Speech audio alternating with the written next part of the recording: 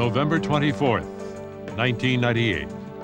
She was a beautiful bride, but joyous for more than the usual reasons. I felt like I had passed through the worst of it, and in a way, I had won. And that's how I felt. I've won. The rapist lost, I won. Nancy Raine's ordeal did not end when the rapist fled. Trauma keeps a treacherous timetable. And I really felt that she was going to take her life. The wounds of rape are really to the spirit, to the heart, and the soul, and the mind. The writing of the book for me was my way of bringing myself into a wholeness again. Tonight, a journey back from rape to healing, and yes, even joy. From ABC News, this is Nightline. Reporting from Washington, Ted Koppel. Imagine for a moment something that you truly enjoy. A piece of music, a particular meal, a hobby, a book, anything. Now associate that with an act of violence. Imagine yourself being forced to do that which you have always loved at the point of a knife. At the very least, you can see how it would diminish the pleasure. At worst, it might create an association in your mind that could, for years, make what was once pleasurable hateful. That is what rape does. Whatever its physical similarity may be to the act of love, rape is an act of violence. It takes what was once pleasurable and turns it into something hateful. It happens in this country a lot. About 100,000 cases are reported to the police every year. Several 100,000 other cases are not. It is, for obvious reasons, a difficult area in which to find consistent and accurate data. But for every case that is reported, it's estimated that 8 others are not. Usually, after all, only 2 people know what happened. The man is unlikely to admit it. The woman is often too ashamed and frightened. The point is that all too many rape victims are left to deal with their trauma by themselves.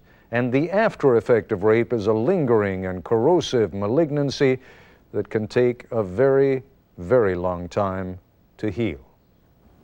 Nancy Venable Raine was born on July 26, 1946. Hers was a carefree childhood. A gentle heart, a sense of adventure, and a terrific joie de vivre were ballast for a woman who became a writer, poet, and documentary film producer with various jobs in government and the arts. In Boston, on October 11, 1985, Nancy Raine was 39 years old and unpacking in a new apartment. She just returned from taking out the trash.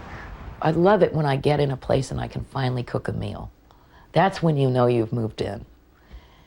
And you have your knives and you have your various implements and you can really cook them. So I had been sharpening my knives and oiling them, and I had them laid out on the counter, and I had my back to the door and was washing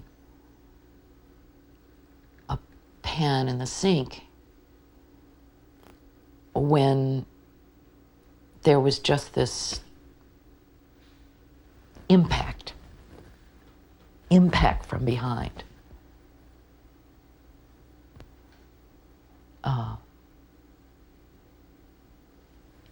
And fingers in my eyes, like this,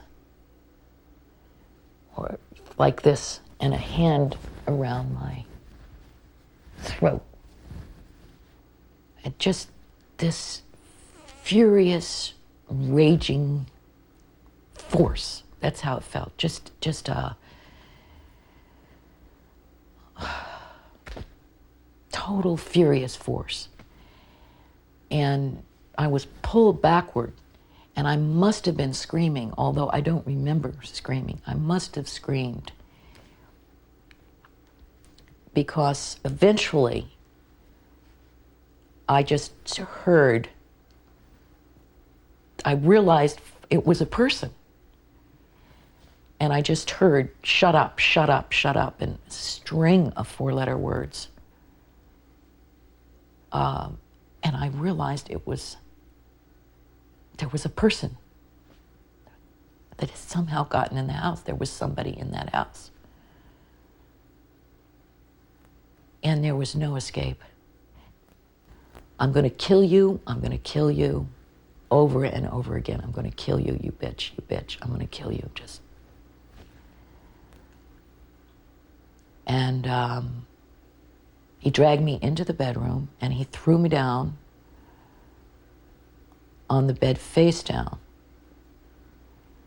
and had tape and taped up around my head and around my hair, my eyes, and taped my hands behind me. Over the next 3 hours, he raped me and tormented me with descriptions of how he would kill me with a knife, telling me exactly where he would cut me. Or maybe he said he would smother me with my pillow. Or maybe he said he would smother me. It's not funny, I can't even say it. Smother me with my pillow. He seemed undecided about the method.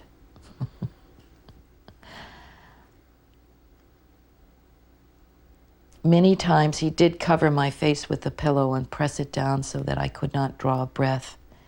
Each time I expected to die, but he always relented just before I lost consciousness. He slapped my head with open palms after these episodes, the way you swat a fly. At that point,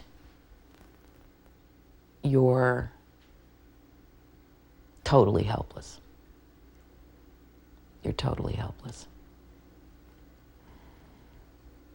And I think it was at that point where, because your initial reaction is just this complete shock and terror. And as the shock goes on, as I described it in the book, there's this calmness that comes over you, a calmness, which is very merciful, and it's very numbing physically. I mean, I didn't feel a lot of pain. When the rapist finally left, her calm collapsed. I could not stand up. I could not walk. It wasn't from injuries, although I had some injuries. It was just sheer total terror. Nancy Raine managed to call police and was taken to the emergency room. I was thirsty. They said, no water because you'll wash away evidence. There was oral contact, forced oral contact. You'll wash away evidence. You can't drink anything. Then you go through the whole routine when the doctor finally comes in, where you realize that you are a living piece of evidence. The evidence is in you, it's on you. And there was a point where the doctor, who was a woman doctor,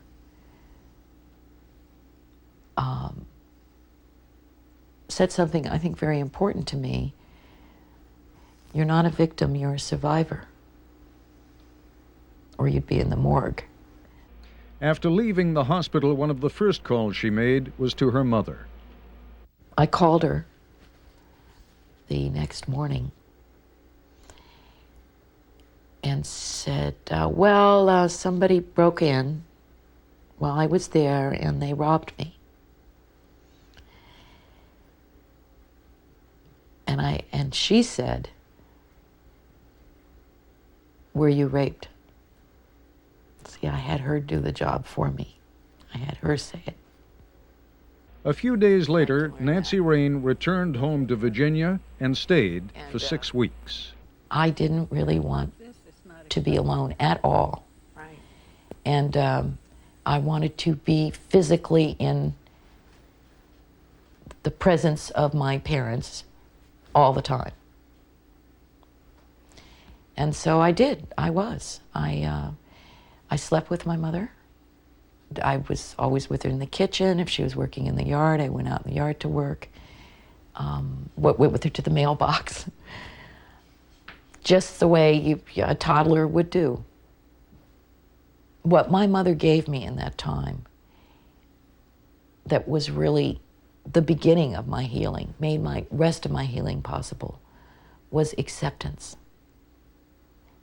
and love. She accepted me as I was, as vulnerable, scared, anxious, sleepless, tearful, self-blaming as I was. She accepted me and loved me. This is ABC News Nightline, brought to you by AT&T.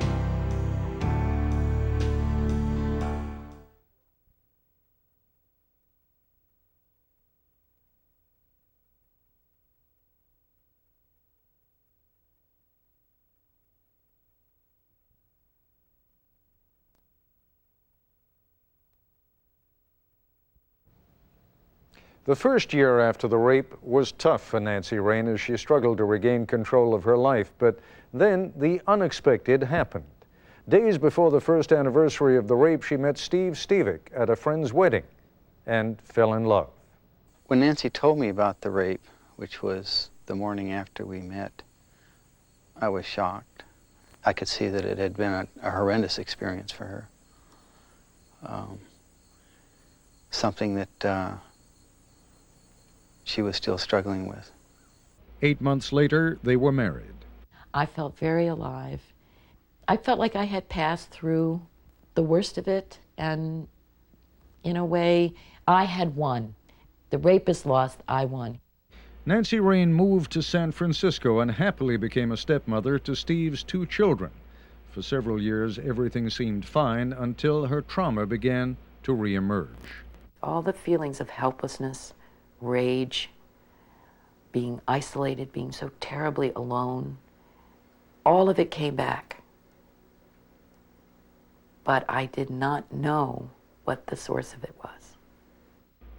She toppled into a severe depression. My heart was breaking. That's the way I felt. My heart was breaking. And this new life I had in this beautiful place, the wonderful husband and wonderful children, just all of it just was meaningless. Their marriage became tense and volatile. What seemed to come up a lot was a reference to trust, not trusting, or being attacked. She had a feeling that she was being attacked. And from my point of view, I felt as if the rapist was still there among us. With the echo, more and more it seemed as if the echo of the rape became louder and louder. And that's why at some point during one of our heated discussions, I said, I am not your rapist. Well, you're acting like my rapist, I screamed back, stunned that he was using the rape, the worst thing that had ever happened to me, against me. Now he really was a monster. But in the shocked silence that followed this exchange, we both caught a glimpse of the beast who was haunting our home. They began couples counseling, but 10 weeks later, she was on the verge of suicide. I had locked myself in the bathroom with a straight edge razor blade, and I was crying hysterically with no attempt to muffle it. And I was saying to Steve, he was saying, come out, and I said, I can't come out. I'm gonna kill myself. I can't take it anymore. And I really felt that she was going to take her life. And here she was locked in the bathroom. I didn't know what to do. And that's when I called the counselor that we'd been seeing. I told him I was afraid for her life. I'm afraid that she was going to commit suicide. His response was to ask me whether or not I wanted to come in and talk with him about it. So the more I thought about that, the funnier it seemed. And so I knocked on the door. Nance was in the tub. And I told her about it. And she stopped for a moment, and then we both started laughing. And that seemed to have really been a a point, a breakthrough. For the next 2.5 years, Nancy Raine saw a psychiatrist who specialized in rape trauma. I was surprised at how deep it had gone, how deep the rape and the traumatic injury had gone, and how it had changed my way of seeing myself in the world. What I left with was a person who had really worked through the rage, that deep rage that I had never really been able to explore. I had a sense of being a whole person again. The years in therapy also changed her feelings about the man who raped her. For a very long time, I thought of this person, this man who stole so much from me, really as a monster. And I hated him as a monster. But it was interesting as I went through the course of my own healing through therapy that I began to understand how the feelings that I had had of helplessness and rage and shame and all of that had played themselves out in my life in terms of projecting them out onto others. And I began to think then that perhaps that's what had happened to this man, that he was telling me his story in a way. There was a great sense of liberation in not hating him, because hatred keeps you from a vital connection to life. And I had never understood the power that hatred had, because it obliterates other feelings. It just takes over this enormous amount of space inside the self. So not hating him was a return for me back into life.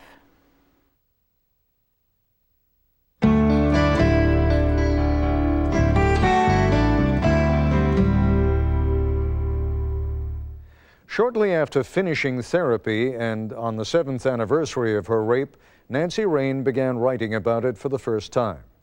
After Silence was published 6 years later, it took her husband Steve even deeper into the private heart of his wife's anguish. It was difficult to see how deeply she felt some of the things that we were going through. It was quite a revelation. It was a real experience, an education. But she does it in a way that to me was like a prayer, something that is beautifully stated but carries a tremendous impact. But it doesn't do so in a way that is purely painful. It hurts to some degree. But like an aria where you have this tremendous passion, it's both a beautiful experience and it's both a very emotional experience. For Nancy Raine, After Silence was a way of finally defying the rapist's command to shut up. I realized as I started working on the book that I had internalized shut up. You know, you can write about everything, but don't write about this. And so it was very important to me to be able to speak. The book brought Nancy Raine something else, something surprising. For many nights, I had slipped out of bed in the dark hours before dawn, leaving its warmth and the comfort of Steve's slow, even breathing, to find a woman waiting at the desk where I wrote. I turned on the lamp and sat down. I worked until I could just make out the branches of the elderberry outside my window as the blackness turned to gray. Then I slipped back into bed as the birds began to wake. Turning toward me in his sleep but not waking, Steve gathered me back in his arms. And then one dawn, more than 2 years later, when I had finally finished this book, I saw that the woman at the desk and the woman in his arms were the same woman again. And there was a gift I hadn't expected. The years of remembering with words had given me back my birthday. I was born on July 26, 1946.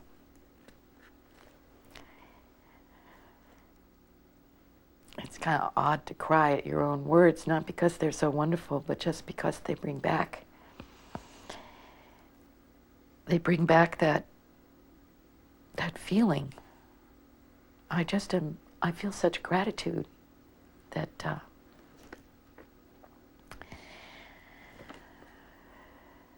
I just feel a lot of gratitude. I'll be back with a closing thought in a moment. Most rapes do not take place at the point of a knife, but the damage can be just as enduring. It is true, and not just of women, but of all of us, that sometimes when we say no, we aren't believed. But whatever the real or imagined ambiguity of no may be, it's a deceptively easy problem to solve. We should all assume that whenever another human being says no, she means it. That's our report for tonight. I'm Ted Koppel in Washington. For all of us here at ABC News, good night. Nightline has been a presentation of ABC News. More Americans get their news from ABC News than from any other source. ABC